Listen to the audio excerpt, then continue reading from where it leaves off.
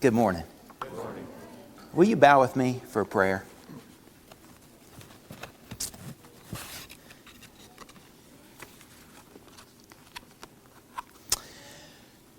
Lord, make Chelsea a place where change happens, where people that are lost get found, where people that are dying start to live again, where people that are sick start to heal, where people who are blind start to see, where people who are hopeless begin believing, where people who are captive are set free. God, please make us a church. Please, please make us a church where life change is not something that we talk about, not something that we just dream about, but a place where it really happens every day and on purpose. God, make us a people that are really growing in the love of Christ. Make me that, Lord. Amen.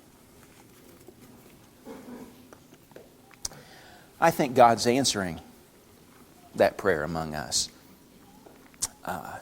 We've had some bonds broken this week. We have a new brother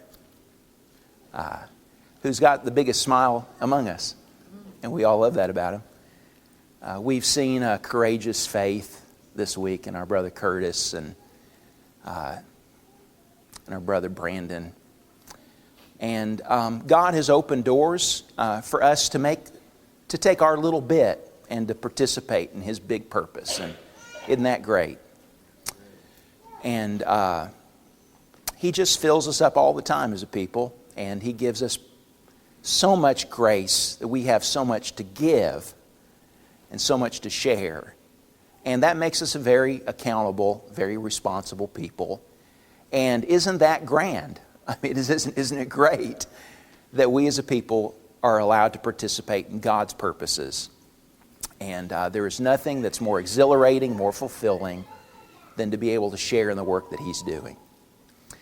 The last couple weeks I've been saying some things pertaining to leadership because of the two classes that we have going on right now, the things that we're doing in the Life of Christ study that are drawing us closer and making us more informed and convicting us more about our leader, about our King, about our Savior and brother, Jesus Christ.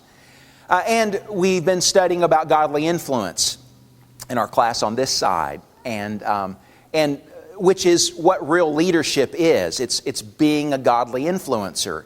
God has called us as disciples to be the light of the world. That means that all of us have a leadership role. We have together this responsibility of shining God's light so that we lead people, so that we draw people, so that we invite and encourage people to see God, to see how they need Him and they need His reign in His life. And so I've tried to say some things the last couple of weeks about leadership because we're also, in that same vein, we have an appetite and a hunger as a people. We're on a quest for God to raise up formal leadership within us, not so that we can do less as a people, but so that we can do more together as a people. And so a couple of weeks ago, we talked about preparing for God's kind of leadership, and we looked at Israel and their quest for a king, and how because their heart and their appetite for leadership was not quite right, they weren't really prepared yet for God's kind of leader. So God gave them Saul. And He gave them Saul so that He could, through Saul, show them a world's kind of leader in order to get them ready for God's kind of leader. Last week, we looked at the church at Antioch. And the reason for going there was to see a congregation where there was a culture of influencers, where there was a group of people who turned their city upside down, the second largest city in the world at that time. They were making a difference. They made a name for Christ in the community so that people began to talk about them because of how they were talking about Jesus. And so they called them Christians in that community because of how they made a name for Jesus there. And I just want us to see the role that we all play providentially in what God can do among us in growing leadership and in preparing us for what purposes He has for us as a people. That brings me this morning to John chapter 10, if you'll turn there, please. John chapter 10. In just a couple weeks, not next Lord's Day, Flynn's going to preach next Sunday. The Sunday after that, I'm going to talk about the qualifications that the Spirit gave in Paul's writings to Timothy and Titus about those that serve as shepherds. And some of these lessons are leading up to talking about some of those kinds of specifics. This morning's lesson is another more general one, but it's very specific in that it highlights the greatest shepherd of all, Jesus, the Good Shepherd. And in John chapter 10, what Jesus describes here are the qualities that pertain to His leadership, to His shepherding. And I want us to think about these qualities in terms of those men that we desire to, when God wills, to be shepherds among us. But I also want you to think about it in a personal context as well. The qualities that we find in Jesus the Good Shepherd and that we desire to have in those that are leaders among us or shepherds among us are qualities that we also need to look for in one another generally. We want a shepherding culture, do we not? We want to have an environment where it's easy for those that are called by God to be shepherds to tend the flock. And it's going to be easier for God to grow that kind of leadership, to raise that kind of leadership up among us, if that's generally the way that we are. Is it not? If those qualities pertain to us, it's going to be easier for God to grow those kind of men among us. But the qualities that we find in Jesus the Good Shepherd and that we desire in those that would be formal leaders among us are qualities that make for a safe place for souls to dwell and for souls to grow. And it's the reason why we need these qualities to be elements that are flourishing in us generally as a people. And so with that introduction in mind, and with that kind of context, I want us to look at John chapter 10, what Jesus says about Himself as the Good Shepherd, and then to think about these things in a very practical, personal, applicable way concerning ourselves and our own work. Look at what Jesus says in John chapter 10 about the Good Shepherd. He says, "Truly, truly, I say to you, he who does not enter by the door into the fold of the sheep, but climbs up some other way, he is a thief and a robber. But he who enters by the door is a shepherd of the sheep. To him the doorkeeper opens, and the sheep hear his voice. And he calls his own sheep by name, and he leads them out. When he puts forth all his own, he goes before them, and the sheep follow him, because they know his voice. And a stranger they simply will not follow, but will flee from him, because they do not know the voice of strangers." This figure of speech Jesus spoke to them, but they did not understand what those things were which He had been saying to them. And Jesus therefore said to them, "Truly, truly, I say to you, I am the door of the sheep. All who came before me are thieves and robbers, but the sheep did not hear them. I am the door. If anyone enters through me, he shall be saved and shall go in and out and find pasture. The thief comes only to steal and kill and destroy. I came that they might have life and might have it abundantly. I am the good shepherd. The good shepherd lays down his life for the sheep." That's the good shepherd. What are the things that make the good shepherd good? What are the qualities that Jesus describes, these attributes about Himself, that make Him the one who is equipped, the one who has the heart, who has the desire, who has the skill to look after the sheep? And what are those qualities that we want to cultivate in our own hearts and in us as a people? There are several. and I probably won't give an exhaustive list today. But they're ones that I want to draw out of the text that we just read. And the one I want to start with is this. It's where Jesus started. One of the qualities of the Good Shepherd is that he uses the door. The Good Shepherd comes in the front door. He doesn't sneak in the back door. He doesn't crawl through a window. He doesn't climb over a fence. The Good Shepherd comes in the door. And that says not just one thing about the Good Shepherd, it actually says several things about the Good Shepherd. And Jesus says a lot about him coming in the door in the text, and contrasts the Good Shepherd with the thief or with the hireling. One of the things that it says about the Good Shepherd, that he comes in the front door, is that his presence is welcomed, right?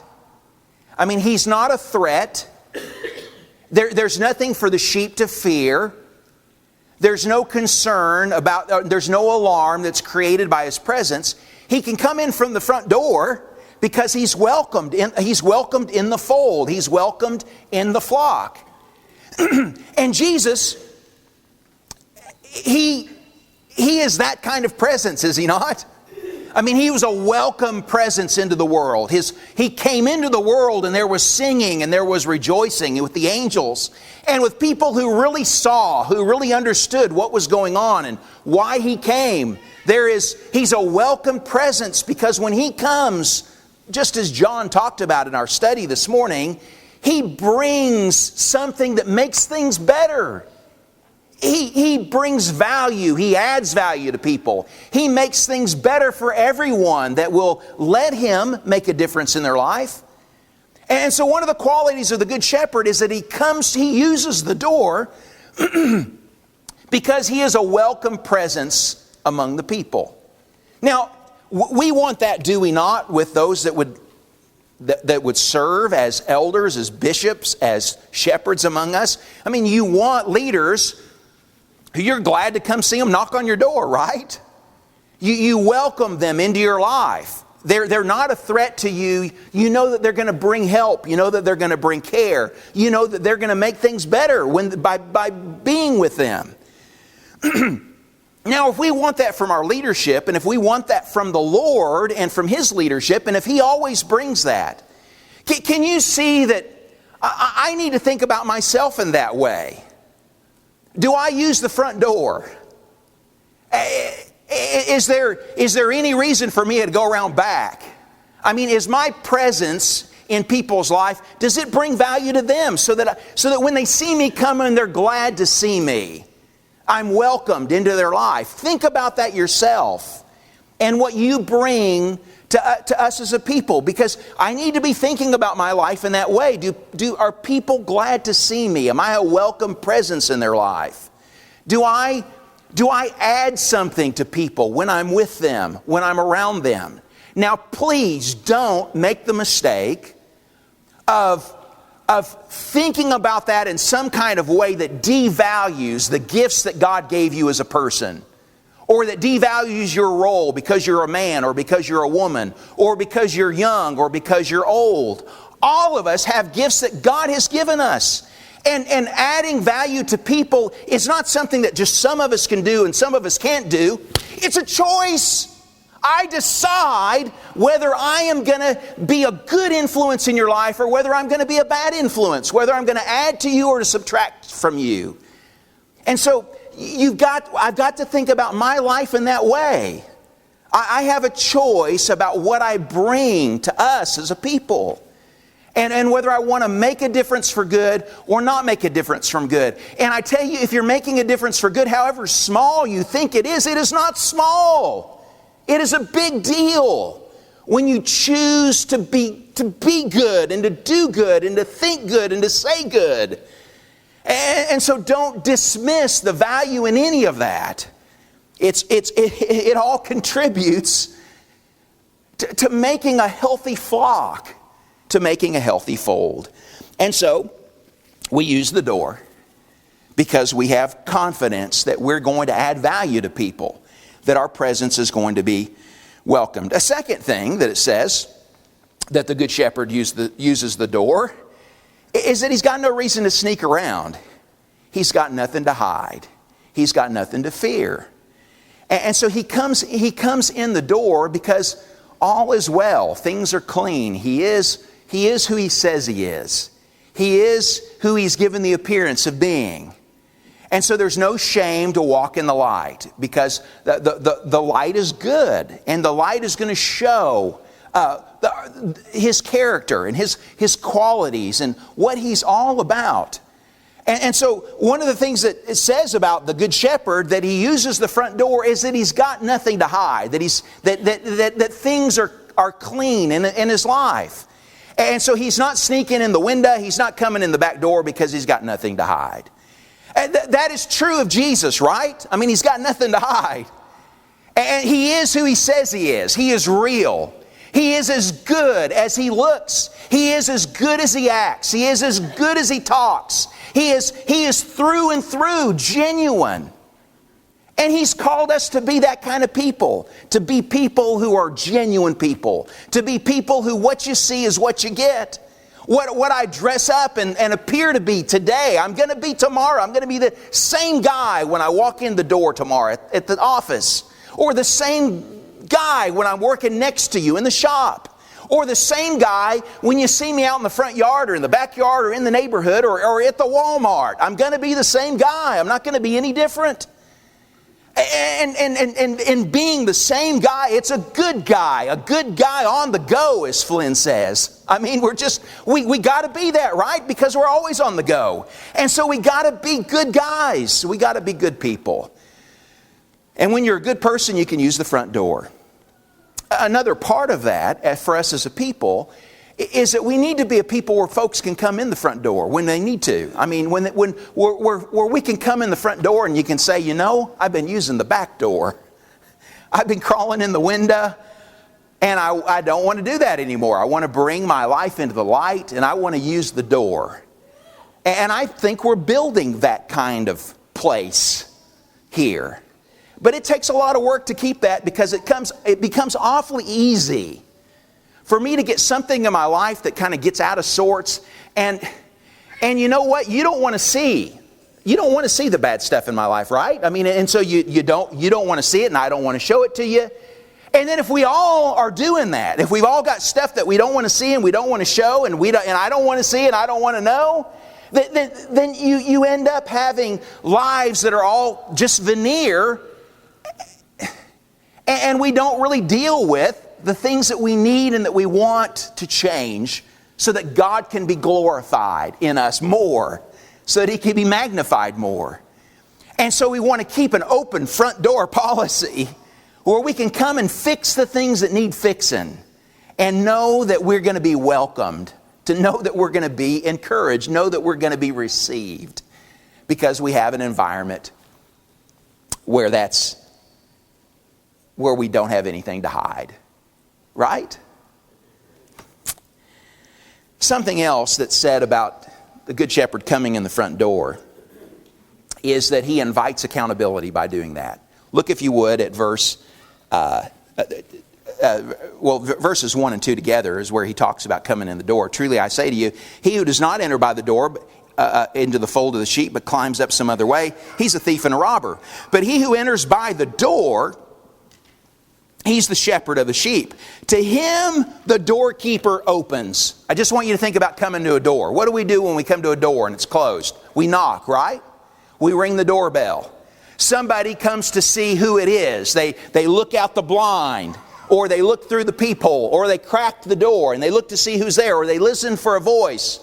Do you see that when you come to the front door, you invite accountability? You invite somebody who's on the inside to check and to see who it is and see if it's someone that's safe to let in. And so part of the reason why the Good Shepherd uses the door is that way everybody that's inside the sheepfold knows it's okay, knows that it's someone that's known, knows that it's someone that's safe, and so they let them in the door. And Jesus did that. He invited accountability with His teaching, with His life, with His service. He invited scrutiny. He didn't hide from it. He invited it from the multitudes. He supported what he said with his deeds, sometimes with his miracles, with his use of God's Word. And so everything was laid open so that folks could look and see who he was and decide, is this the Messiah or not? We want leadership as a people that is not afraid to make a case for something, that invites accountability, that doesn't make decisions. And there's no room for challenge. There's no room for asking a question. There's no room for voicing other views. We want leadership where there is an acceptance, an embracing of accountability. But if we want that from those that would be leaders and shepherds among us, folks, we got to want that too. It's got to be okay for you to come and talk to me. And it's got to be okay for me to come and talk to you. There's got to be an environment where we can share with one another what our needs are and what our problems are, and with where we need to grow, and know that there's going to be some follow-up to that. If I say something to Flynn, he's going to come back and talk to me about that and say, how you doing with that? And Flynn will do that for me. He's done that for me. I know he will. But I don't just need that for my big brothers. I need it for my little brothers too. And I need it for my peers as well. We need that from each other. And so he uses the door because he invites accountability. The doorkeeper opens for him. Another attribute of the Good Shepherd is that his voice is a welcome voice. Look, if you would, at verse 3 again. It says, to him the doorkeeper opens, and the sheep hear his voice, and he calls his own sheep by name, and he leads them out. The sheep, they know the voice of the shepherd.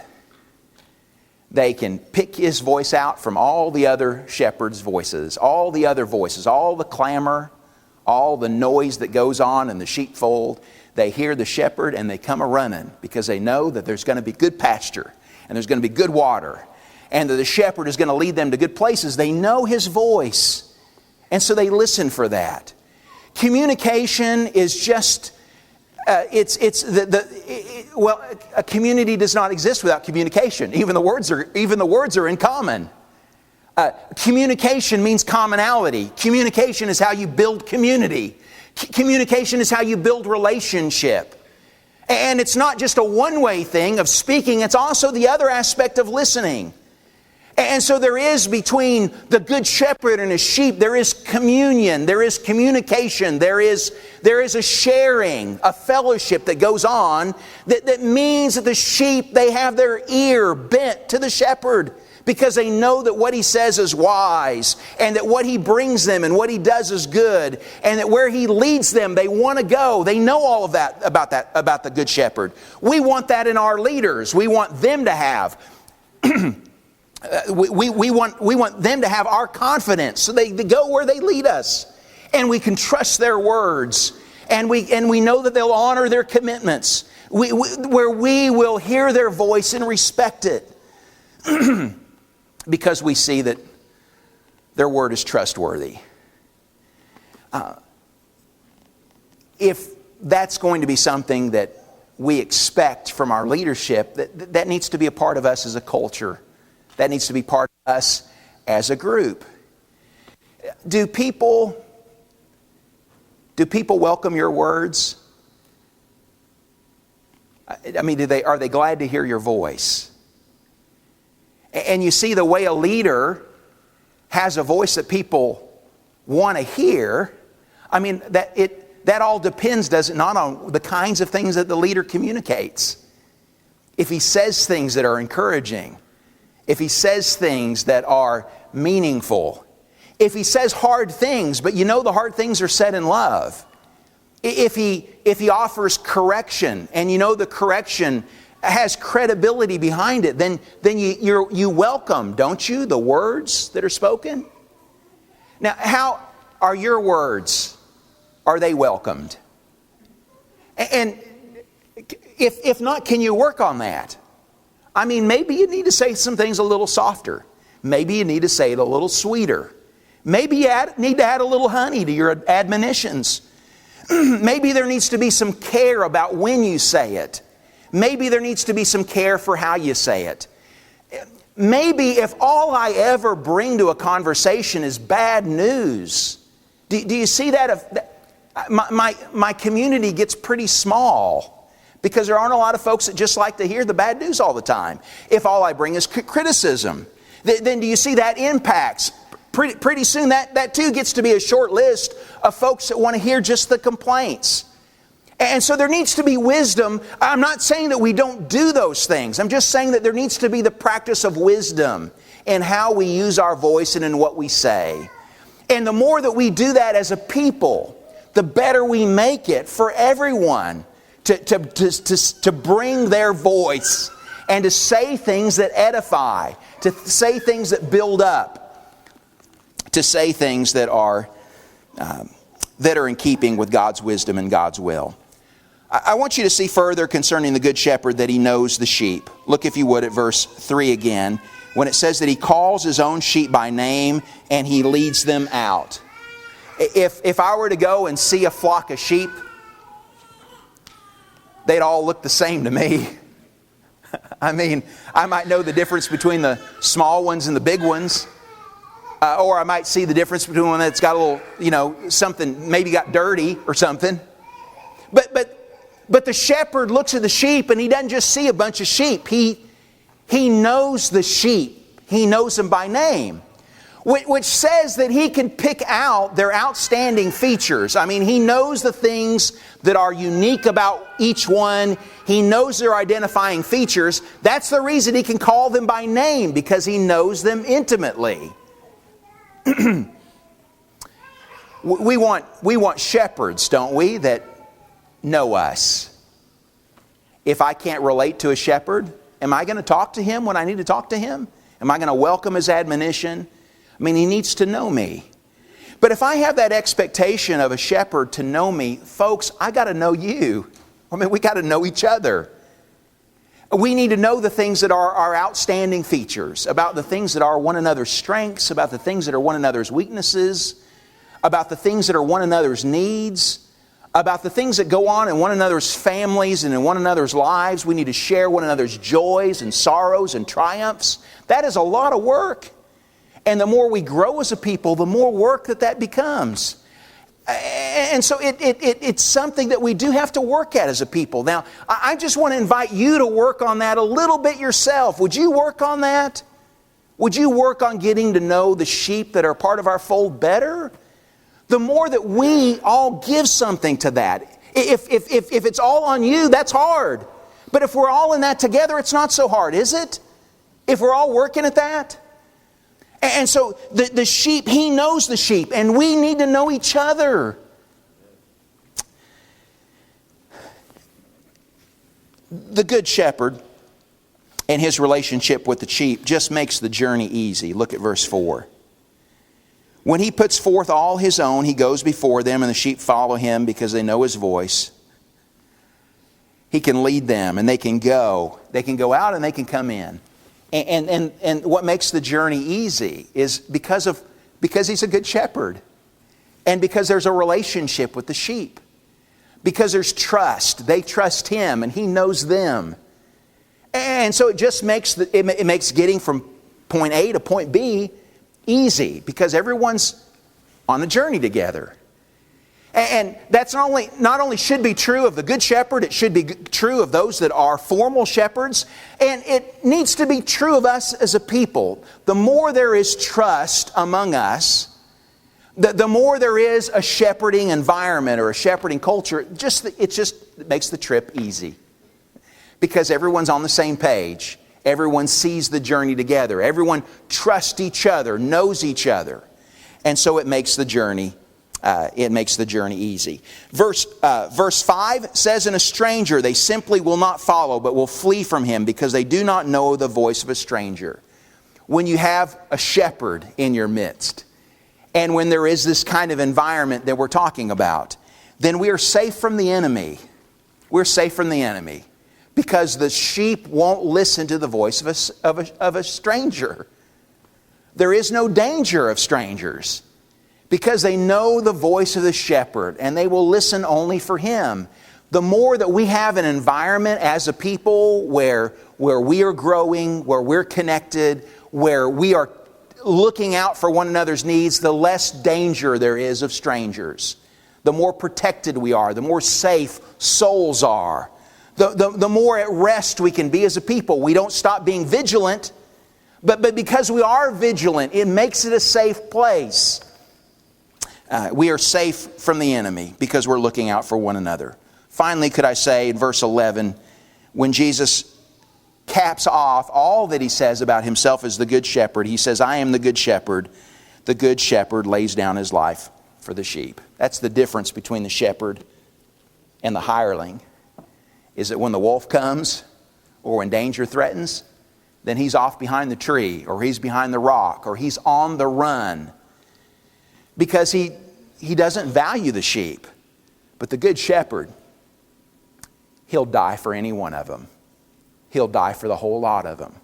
He'll give his life, risk his life for the least of them because he loves the sheep and he lays down his life for them.